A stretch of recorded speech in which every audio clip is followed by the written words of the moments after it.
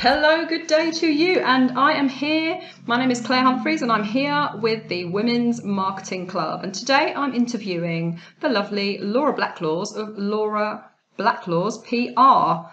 And hello, Laura. Hello. Welcome. Thank you nice for having to see you. Thank you. I wanted to find out a bit more about what you do. So can you tell us a little bit more? I can indeed. Thank you. So hi ladies. I have 14 years experience working in PR, which basically means that I work with businesses and brands to shine a light on them. So I take their key messages and I throw them out there. So my goal is to create more visibility. So that's predominantly through public relations. So that could be print media, online, anything with bloggers, TV, radio. So the kind of standard channels that people use to improve their visibility. Obviously, in recent years, we've had Facebook, Instagram, Twitter, LinkedIn. A never-ending plethora of social medias. I know. And I'm sure other social media channels are available. So I do also include social media as part of a PR campaign if it's needed. Okay. One thing I've learned over recent years is that not every brand needs to be on Facebook. Okay. And I will also work on marketing. So I'll do some copywriting, whether that's for blogs or newsletters, website refresh. So for me, it's all about taking control of the communication channels, shining a light on businesses and getting their message out there. That sounds like you have a very wide base of skills there, which is useful, I think, especially when you're working with small companies that, might find it useful to have one person that has all of those skills rather than having to go out, and no doubt you have other contacts to help Absolutely. you anyway. So yeah, and that's very useful. That's, I think, one of the main reasons why I set up on my own. Right. I'd worked in agency life for around about 10 years, and it was getting to the point that I thought, I'm at a crossroads. Do I try and get a job with a bigger agency in London? But with that comes more responsibility. And although it's more money on paper, by the time you've paid train travel, all the other expenses it takes to get to work, I'd probably be bringing home less money. And I thought, I don't want to do that, because it's getting to the point where life is more about balance. Yeah. It's not just about work. And so that was what led you to start up your own agency. It did indeed. Once I'd started thinking about next steps career-wise, opportunities just kept presenting themselves to me. Kind of clients who we'd pitched for as an agency weren't necessarily in the right space to hire an agency. So I thought, what if I was to approach them to become clients of my own? And I did this with a client, basically actually to work with them full time. And he said to me, well, actually, I don't need someone to work full time, but how about you set up as a freelancer and I pay you to do work for me, and then you work on building your client base? That sounds perfect. Well, yeah. Okay. So I went away and I thought about it, and I met with an accountant and we were kind of talking it all through. And for one reason or another, it didn't happen. And interestingly, it didn't happen because when I went to hand in my notice, my boss made me an offer. And she suggested that if I wanted to go off on my own, then she would kind of support that by allowing me the 2 days a week to work on my own clients. And then for 3 days a week, I'd work with her. And I sat there and I thought, oh, that's really generous of her. That's a really good idea. And then I realised that I'd be, earning like 3/5 of my wage. So I'd technically be earning less than a junior member of staff. And I thought, well, as a senior manager, that's not really going to work for me. As it happened, the girl who was the position above me at work handed her notice in. So it just seemed the easy option just to take her job. Okay. So what actually inspired you to set up on your own then? Once you've had an idea, you can't ever really put it to rest, can you? So this kind of burning desire to do it on my own just kind of just continued. I spoke to a friend of mine who worked in PR, and she said, do you know what? I'm at a crossroads at the minute with staff. I'd really like to use you freelance. Other opportunities came up, and I thought, do you know what? Now, like, you ignored the opportunity last time. There's only so many opportunities that are going to come along so you grabbed it to make you realise. So I thought, I'm just going to do it. I was going to take that leap of faith. Right. So I did.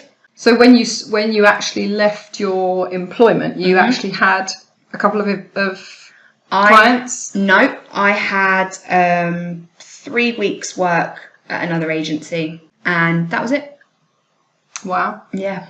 So how was that to set up your own agency? How were those first few months for you? They were actually really exciting. I've always had an ability to trust myself, so I knew that it was the right decision to make. For work-life balance, for my own sanity, for my relationships, I needed to make this move, and I just knew that work would come in. You know, nothing's ever easy. You know, you're not handed work on a plate. I knew I was going to have to work for it, but I didn't mind. Like, it's because I was the boss. I was calling the shots. I could choose all of a sudden which clients I approached and who I worked with. And did you have was there any advice you were given that helped you, or did you just kind of stumble through? And no, I just kind of stumbled through. Right.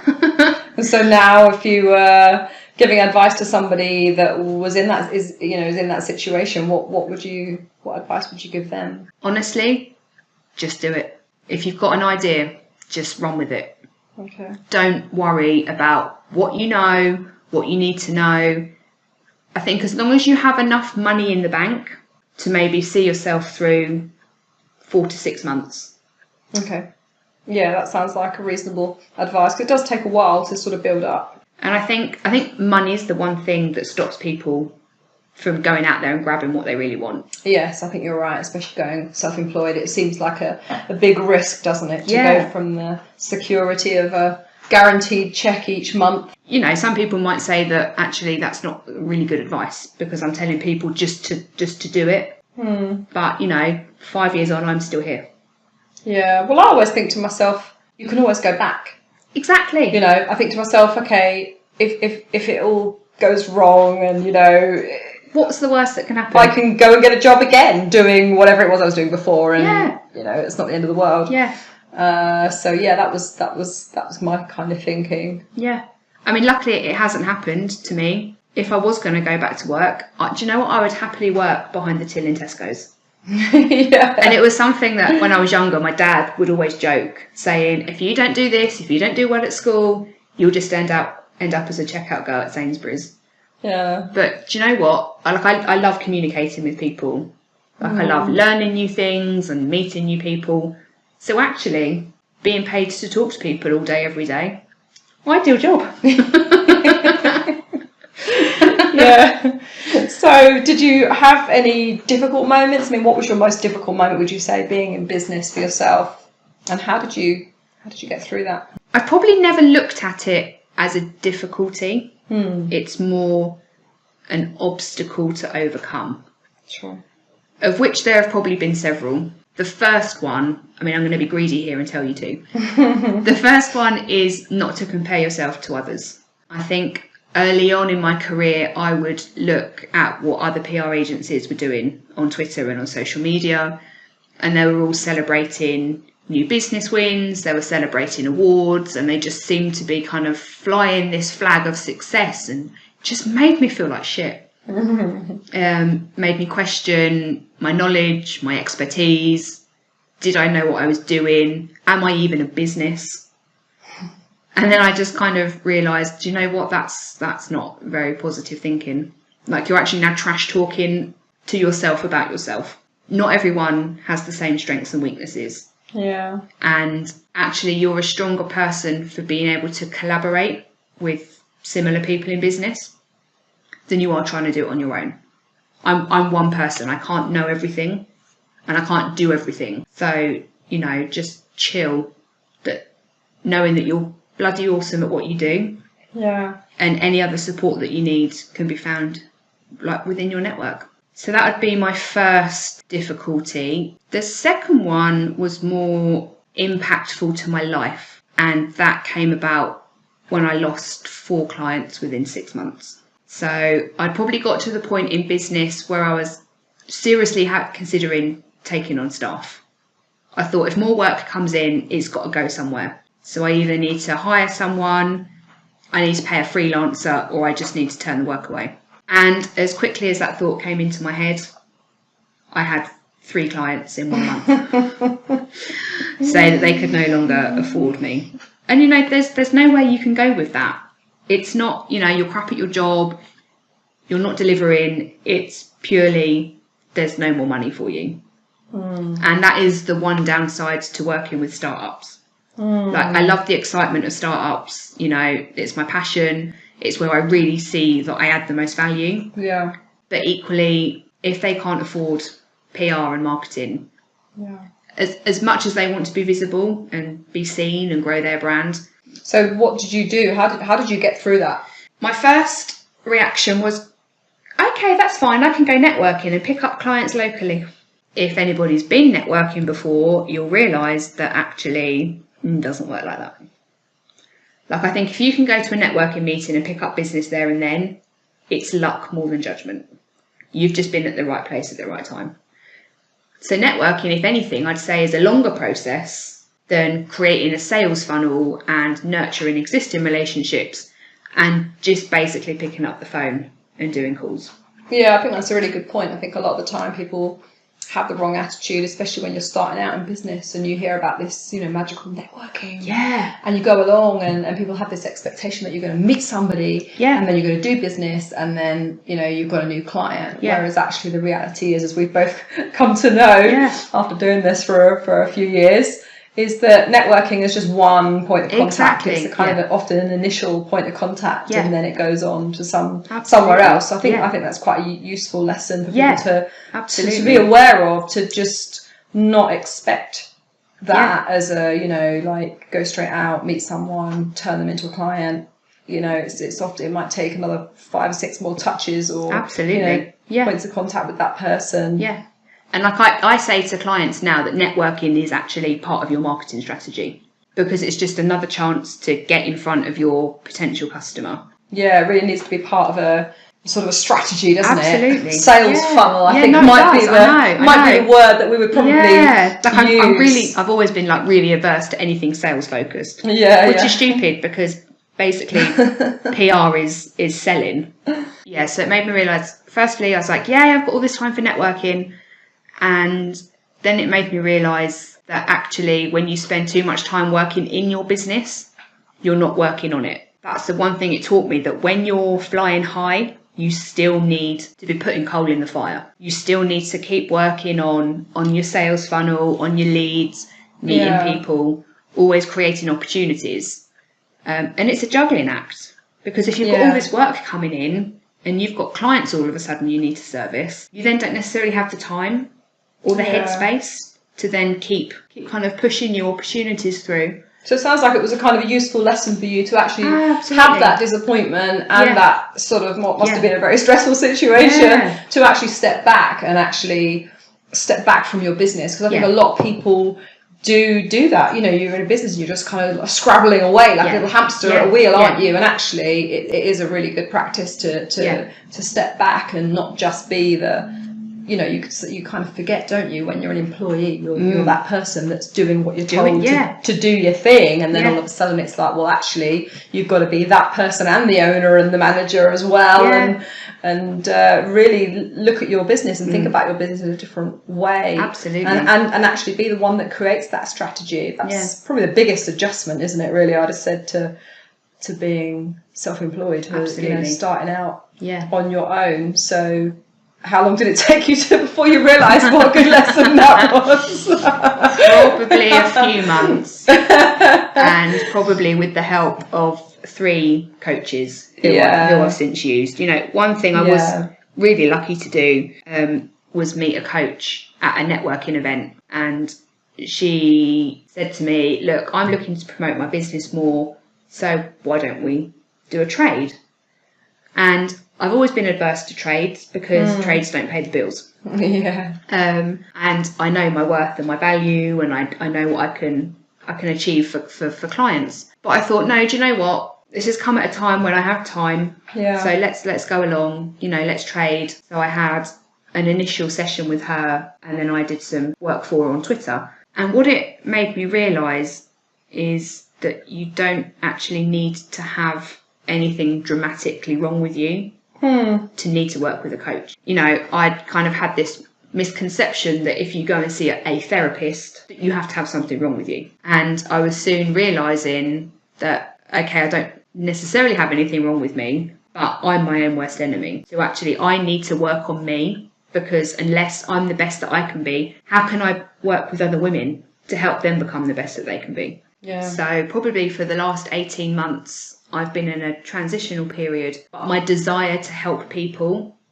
and make them visible and get them to be the best that they can be has always been a driving force. Now the difference is that I can share my story with them. Yeah, I think that's a really important point. I think definitely going through some of these things yourself so that you can talk about them, that empathy and that being that sort of vulnerability as well, of being actually able to talk from a different place, I think can really help you to touch and connect at a deeper level with your clients. Absolutely. And that's one thing I've learned as a woman in business, and also working with women in business, is there are so many pressures. When you're working full time, whether it's in the corporate world or, any kind of other industry that you're in, there's just this level of expectation, and you're constantly trying to please other people.